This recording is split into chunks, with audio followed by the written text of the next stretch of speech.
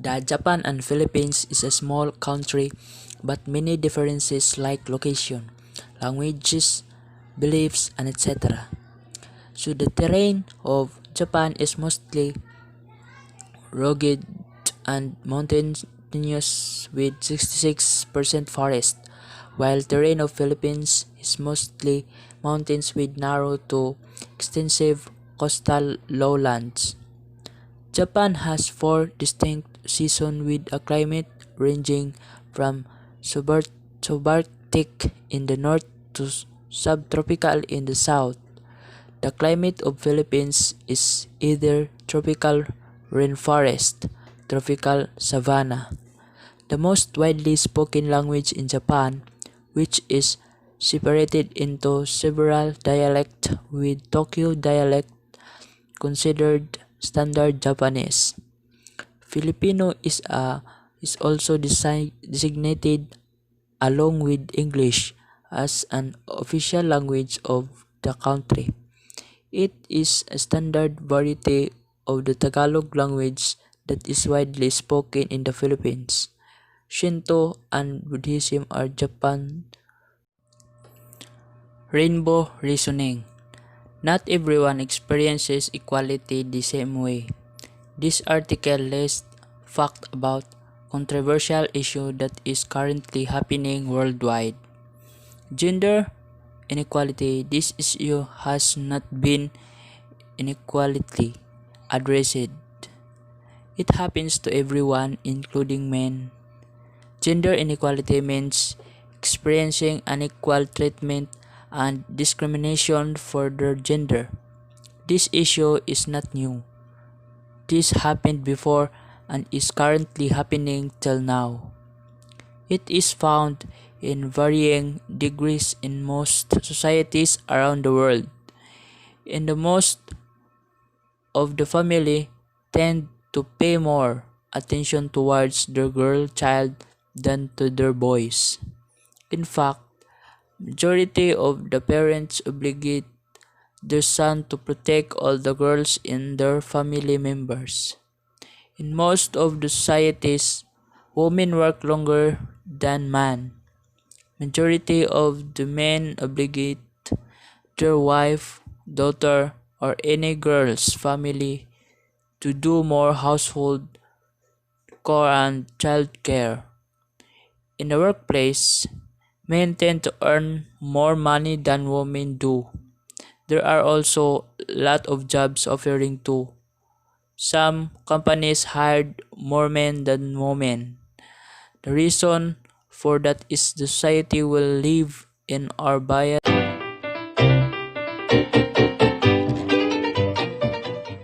Coronavirus disease or COVID-19 is caused by a recently found coronavirus, an infectious disease that is so contagious. It is a highly transmissible and pathogenic viral infection caused by coronavirus 2 extreme acute respiratory syndrome.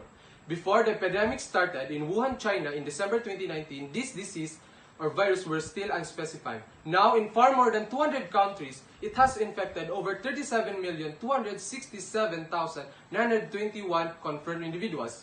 As of October 9, 2020, globally, progressive respiratory symptoms and serious conditions such as organ failure or death may be even caused by this virus.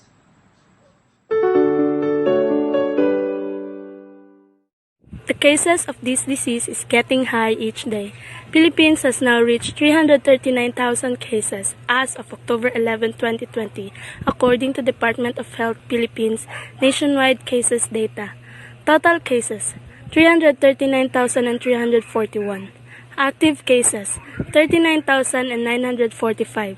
Recovered 293,075. Died 6,321. The impacts and effects of the coronavirus epidemic has drastically affected the global economy. Nearly all countries are struggling to control disease transmission by testing, seeking treatment, and isolating suspicious individuals. COVID-19 has rapidly affected our daily lives, businesses, and world trade movements. There are restrictions from traveling from one country to another country. Numbers of positive are being identified positive, especially when they are taking international flights.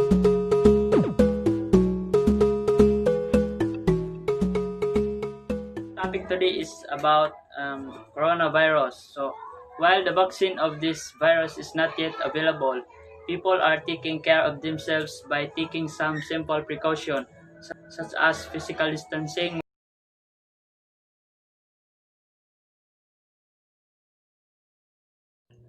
Good evening, ladies and gentlemen. I'm here in front of you to speak about the health protocols on how to avoid coronavirus because as of now, many people are not following health protocols like social distancing. These health protocols are very important to us to avoid dangerous or safe in the COVID-19 that give panic to the people. There are many people dead by coronavirus not only in the China but all over the world. This virus is very dangerous. Thus, we need to follow the social distancing protocols by DOH.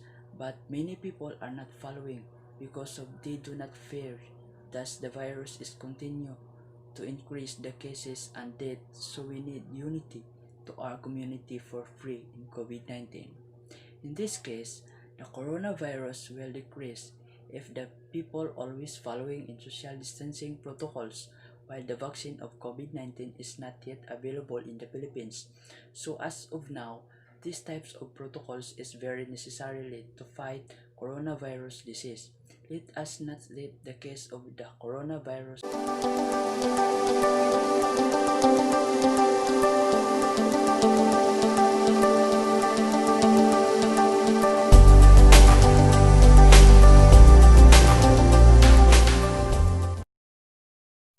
I got promoted months ago as the chief executive officer and president in this prestigious company. Being one in this corporate world is such a challenge on my part. I worked tough day and night to grab this once-in-a-lifetime most sought-after position. Many envied me when I formally received such promotion. But time and time again, I humbly and confidently said to myself, I deserve it. God in His most perfect time placed me in this position.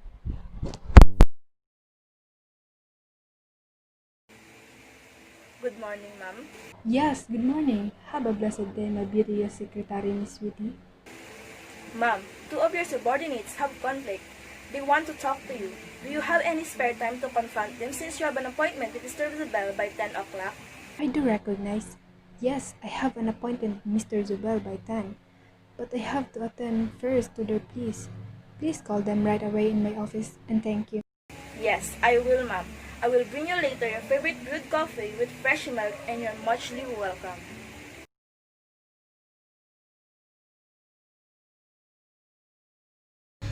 I, being your boss, has the responsibility to look after the welfare of my subordinates. After all, I want to maintain a healthy working environment and atmosphere, as well as the work ethics, characters, and smooth consent above all efforts and endeavors for the good of our company. Ma'am, Mr. Chavez accused me of having an illicit affair with a married close friend of mine and spreading malicious gossips to other employees, which I abhorred the most. I heard about it. Yes, is that true, Mr. Chavez? Yes, ma'am. I may see the truth, but Miss Chinky once placed in me an ignominious situation one day in a cafeteria, telling everyone around her table that I would hurt and she turned me down. Yeah. Wanting to avenge her? I understand your situation, Mr. Chavez. However, you have to think twice, thrice, and many times before doing it. You may have satisfied and pleased yourself in taking revenge with Miss Chinky. But do you have peace of mind? You have to consider her frailties. I have started to think and ponder about it. I wanted to approach and make sorry with what I did to her, but I was overcome with intense hesitation. You're such an unfair guy, Mr. Chavez. You are evading me despite I wanted to befriend you. Yes, I admit that I like you, but please be gentle with me. Tell me frankly what you feel towards me, and I will understand. Wanting to tell you I'm sorry with what I did to you. Miss Chinky, you may be whelmed with emotions, but don't let it rule your mind. I am sure that Mr. Chavez has his reasons behind his actions. I could hardly lose two or both of you. since you have highly prized asset in our company. Both of you have done well and excellently in the realm of sales and promotions. I fully comprehend your love, devotion, dedication, and loyalty to JYC joint ventures and the reality company. In fact, recently your company received awards, recognitions because of your exemplary performance, in which I would like to congratulate both of you once again. I believe we can be the best friend, Miss Chinky. Sorry, and please give me the chance to prove it. Why not, Mr. Chavez? Maybe from the best of friends to the best of lovers? I'm just kidding, but seriously, I am sorry for what I did against you. Mr. Chavez will serve as my inspiration in everything that I will do for the welfare, benefit, and good of the company. It should be God first. However, second is my family, and you are third, Mr. Chavez. Obviously, you like me, Miss Chinky. I'm just kidding. Yes, God first, second my family, and also third you, Miss Chinky. I'm convinced now with what I'm saying. I see it from the inmost chamber of my unadulterated heart. Well, so much of those discussions. Now that you are both reconciled, why not give you both a treat? A treat from our beloved CEO. I don't have any idea. How about you, Miss Chinky? Why did you choose that topic? We chose this topic and conduct this research because of our current situation. This time of pandemic, most of the people are prohibited to go outside their house. That is why they tend to use social media. And social media influence people easily. Communication through social media plays a big factor on the buyer's decisions making or preferences buying. Tell me something about your study. The study sought to assess the influence of social media on consumers' buying behavior. A case study of Technical University, the main objective of this study is to examine the impact of social media on buying behavior of consumers. Specific objective of the study are to identify the potential factors that influence consumer buying behavior under social media context, to examine student perceptions toward shopping online, to examine factors that motivate student buyers to shop through social media platform, and to study how social media channels have affected buying behavior of technical university students, and to identify the challenges with the use of social media in shopping. So the rationale.